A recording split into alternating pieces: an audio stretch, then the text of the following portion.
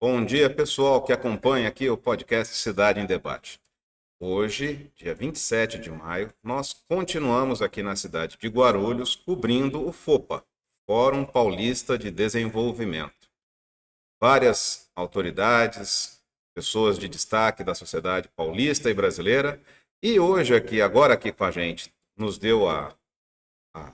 concedeu a sua presença a Maristela Mareschi Ribeiro Nader, delegada de Polícia Civil. Tudo bom, Maristela? Tudo bem com vocês. Agradeço essa oportunidade de estar aqui conversando com vocês, para que as pessoas também possam absorver um pouquinho aqui da minha fala. Maristela, gostaria de começar essa conversa nossa. Como é uma mulher delegada num país como o Brasil, lidando como delegada acima ali de policiais homens? Como foi essa experiência? Quantos anos ficou como delegada? Exatamente. Eu passei no concurso em 1997, há anos atrás, onde a gente realmente tinha uma discriminação ainda vigente.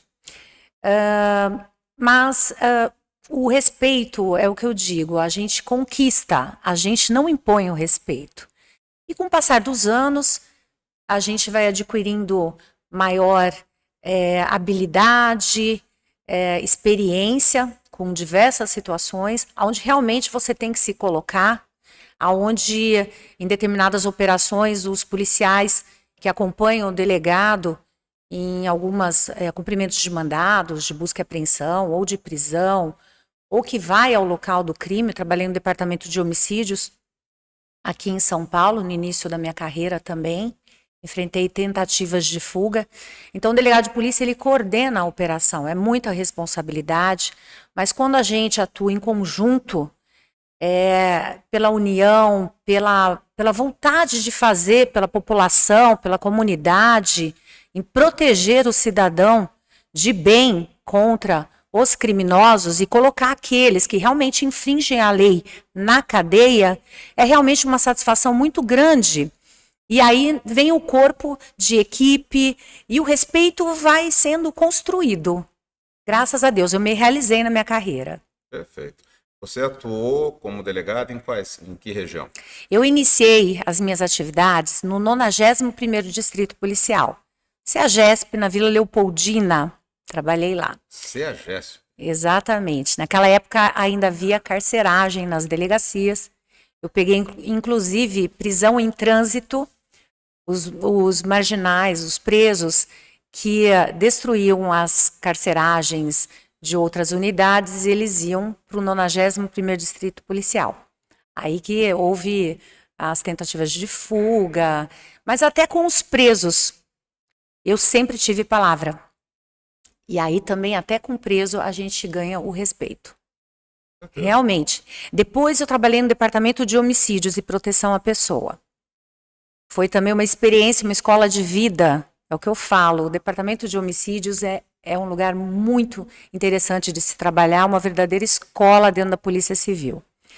Fui para o aeroporto de Viracopos, em Campinas, onde eu trabalhei uma grande parte, eu fiz a minha carreira lá no aeroporto durante muitos anos. Também trabalhei no aeroporto de Congonhas e retornei ao aeroporto internacional de Viracopos, onde eu atuei até a minha aposentadoria. Então você trabalhou no aeroporto de Viracopos. Você é da região, né? Sim, eu moro em Valinhos, já morei em Campinas também. Atualmente não, já faz 20 anos que eu moro em Valinhos. E está trabalhando com o quê? Porque eu acabei de ouvir você dizendo que você já se aposentou da função de delegada. Já. Exatamente, eu ganhei uma ação com paridade e integralidade e sempre achei que a minha missão também não iria acabar ali. Como eu tenho a família, toda a geração voltada ao agro, à agricultura familiar também, desde o meu tataravô, meu pai comprou um sítio, já faz mais de 10 anos, em Valinhos, no bairro Macuco. Conheço. Conhece? Conheço bem. Então, para quem não sabe, Valinhos é a capital nacional do figo roxo. Isso, e nós temos produção de goiaba e de figo.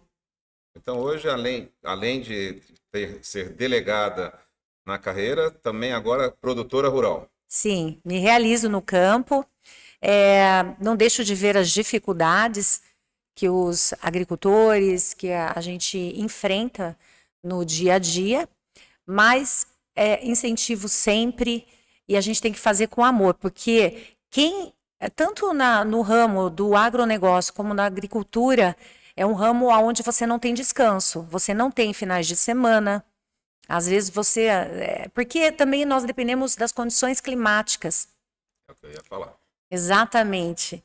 Então, o agricultor, assim, ele se desdobra. Eu falo que o agricultor é a pessoa que mais tem fé no mundo. Ele Exatamente. planta uma semente, ele não sabe se vai germinar. Quando essa semente germina, conta com chuvas que ele não sabe se virar e ainda conta que as condições climáticas no momento da flora e do período como é que chama o período em que a fruta se desenvolve? Da produção, da produção mesmo em si. Também que não sejam mudanças climáticas da colheita muito drásticas, para também não afetar. Porque uma situação como uma forma mais calamitosa, como está acontecendo no Rio Grande do Sul, a pessoa perde toda uma produção. Sim, né? Daí a gente vê o seguinte, só fazer um complemento, o agricultor ele tem fé e amor. Ao que faz. Amor à terra, porque é muito gratificante você plantar uma sementinha, aquela semente se desenvolver e dar frutos, e aonde esses frutos vão parar? Na mesa das pessoas, das famílias. Então é muito respeito ao campo. O agricultor tem respeito. E sempre está ali, né, na fé mesmo. E quando o solo é fértil, a semente se desenvolve. O solo brasileiro é uma maravilha, né? É uma maravilha, mas nós temos que respeitar a preservação ambiental. Porque nós dependemos disso. O solo tem que estar fértil.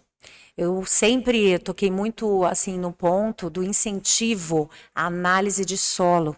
É muito importante, porque por incrível que pareça, eu não sei se você sabe, mas o excesso de adubo também faz mal para a produção. Não só a pouca quantia de adubo, mas o excesso também. Porque com o excesso, o que aquela planta vai entender?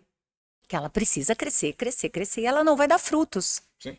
Então, assim, o agricultor precisa também de incentivos.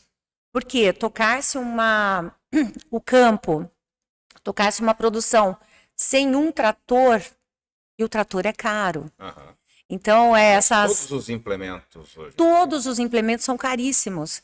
Então, realmente, a água, né? A gente tem que preservar os mananciais, porque a produção, principalmente de goiaba, ela necessita de água. Sem água, a goiaba não se desenvolve.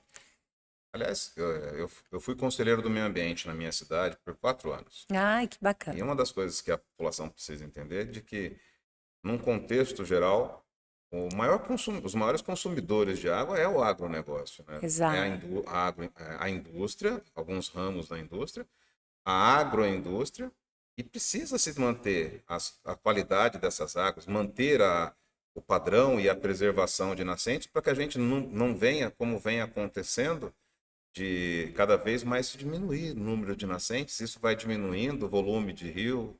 Exatamente. Coisas, né? Eu sou muito a favor dessa conscientização com relação ao meio ambiente.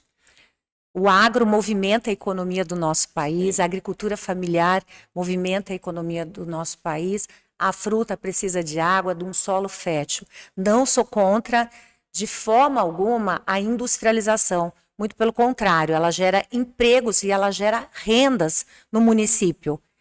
Mas eu penso que uma expansão industrial próxima às zonas rurais, elas têm que atender ao ciclo da produção.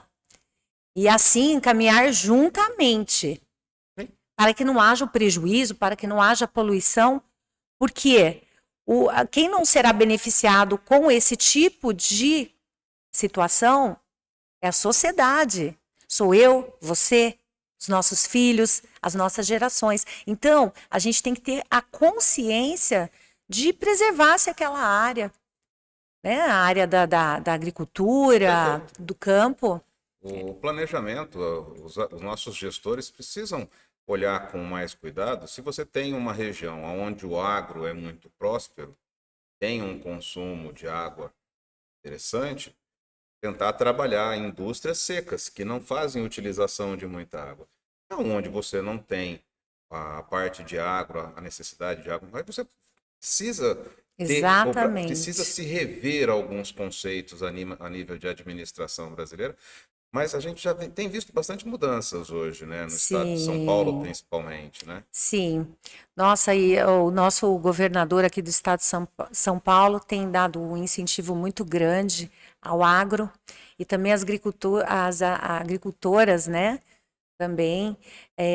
Penso também que linhas de crédito, elas são muito importantes, Principalmente isso, que para sejam agricultor e para agricultura familiar, né? exatamente, porque essas famílias, elas vivem da agricultura, é a sobrevivência delas também.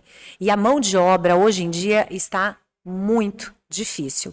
Então, penso que também a gente deve incentivar cursos profissionalizantes para que haja um engajamento maior, maior produtividade. Então, é muito importante ter esse olhar, sim, para a agricultura, para o nosso agronegócio. E é até uma coisa curiosa, é curioso ver uma mulher jovem e Obrigada. tomando a frente de projetos do agro, falando com relação à agricultura familiar. Porque hoje, quando se fala de agricultura familiar, o pessoal vincula muito com a questão de movimento sem terra, invasão de terra. E, Sim. na verdade, não tem nada a ver, né? Não, a agricultura familiar são pessoas corretas que estão legalmente nas terras onde elas produzem, estão produzindo. Não tem hora, esse pessoal trabalha no sábado, no domingo, no feriado. É incessante o trabalho. O trabalho da agricultura é Então, todo diário. exatamente, a agricultura familiar, ela atende e respeita o direito de propriedade, né? Só Perfeito. deixando bem claro isso, Isso. né? E realmente ela movimenta a economia local. Por isso que é importante os órgãos públicos incentivarem, destinarem realmente verbas para que haja essa maior produtividade. Porque ainda hoje em dia, eu falo, por exemplo, em Valinhos, o agricultor ele sofre, porque ele manda uma grande parte das frutas para o CEAGESP. Que atende bastante as demandas, mas eles, como ficam em consignação essas frutas, muitas vezes eles recebem um valor ínfimo. E isso é complicado. Então, eu também sou a favor de depósitos mais regionalizados, algo que seja mais prático e eficiente, mesmo porque as frutas, elas conseguem enxergar mais fresquinhas, né, ao consumidor. Tem um trabalho que é feito e que talvez o governo estadual possa aprimorar, que é a questão justamente de facilitar tanto o estado quanto os municípios de adquirir esses produtos para Uhum. alimentação escolar, alimentação Sim, hospitalar, municipal, para alimentar para o consumo mais regionalizado, né? sim, concordo plenamente com você. Em São Paulo, salvo engano, já, né, Já tem um já tem trabalho, um já tem, trabalho nesse mas eu acho que sentido. pode ser aprimorado. Valinhos ainda não tem. Isso, mas eu acho que o que dificulta muito é a burocracia, Então, né? É a parte burocrática. Então, efetivamente, nós não vemos isso. Mas eu sei que aqui em São Paulo já se adota em algumas escolas. Mas teria que ser menos burocrático. criar meios para Facilidades, que realmente isso. isso aconteça. Nós tivemos agora há pouco com o auditor da Receita Federal e ele estava justamente falando sobre isso, de Uhum. que um dos papéis cruciais que ele, como sindicato que representa os auditores, está fazendo hoje é de conversar com os parlamentares que estão elaborando a reforma tributária. E eu acho que, no caso, você que tem toda essa experiência de lidar com a máquina pública, eu acho que esse é um papel crucial também, de conversar com deputados estaduais, conversar Sim. com gestores, para que justamente uma ideia fantástica não fique no papel, né? Ela venha Exatamente. para a prática, né? E tudo se começa com a intenção. Perfeito, Aí você faz o plano de ação e aí você executa. perfeito. E você já Né? teve uma tentativa de estar trabalhando essa questão na política estadual, né? Sim, eu fui candidata a deputada estadual em 2022 e atualmente eu sou pré-candidata a vereadora na cidade de Valinhos. Ah, vai estar atuando na política local. Exatamente. Participei da revisão do plano diretor da cidade, e principalmente com vistas à zona rural. Então, teve todo um estudo em cima disso e a importância também da tecnologia aliada ao campo. É muito importante. Hoje nós temos tanta parte de cobertura via satélites com softwares que podem estar Sim, analisando drones, drones, exato. como o principal que você falou, que é a questão das análises de solo, né? Exatamente, é. E como é que é o trabalho dessa delegada da Polícia Civil aposentada também com relação às mulheres na cidade de Valinhos e na região? É bastante intenso. Eu, assim, incentivo muito as mulheres a fazerem parte dos recursos econômicos de uma cidade através do empreendedorismo.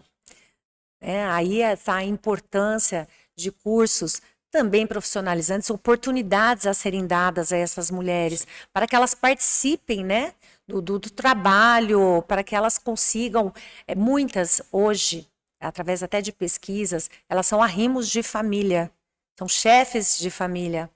Então, realmente, esse incentivo é muito importante. Nós temos em Valinhos alguns grupos, como o Clube LP Conectadas, que eu faço parte também.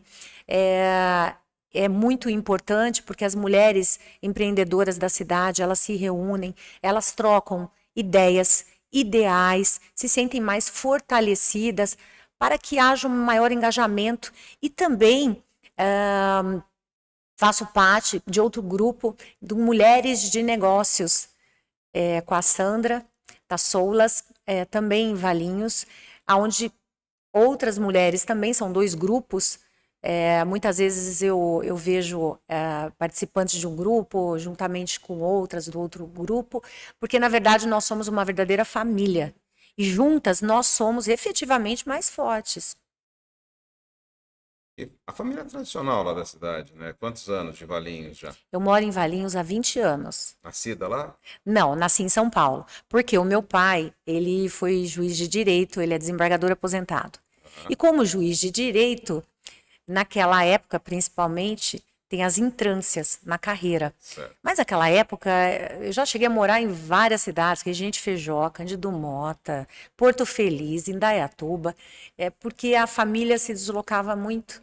Seu pai era juiz. Sim, meu pai foi juiz. Mas vocês vêm de uma família de juízes? Sim, a minha mãe, infelizmente falecida, fez advocacia também, fez a faculdade. O meu irmão é delegado de polícia, titular da cidade de Sumaré. E a minha irmã é juíza da Vara da Infância e Juventude na cidade de Campinas. A família toda. Mas você tinha comentado comigo nos bastidores que seu pai também teve um pezinho sujo de terra na época Muito, na época da mas infância muito. dele, né? Meu tataravô já era fazendeiro.